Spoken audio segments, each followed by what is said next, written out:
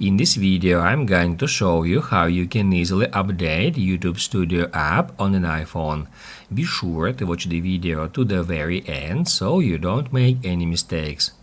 Let's get started, guys, and first off, we need to open up App Store.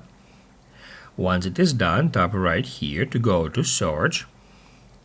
Then tap at the search field and then enter YT and then space. So that's how we can easily find YT Studio, which is actually YouTube Studio. Now we need to tap right here to open it up, and that's where we can easily find this update button.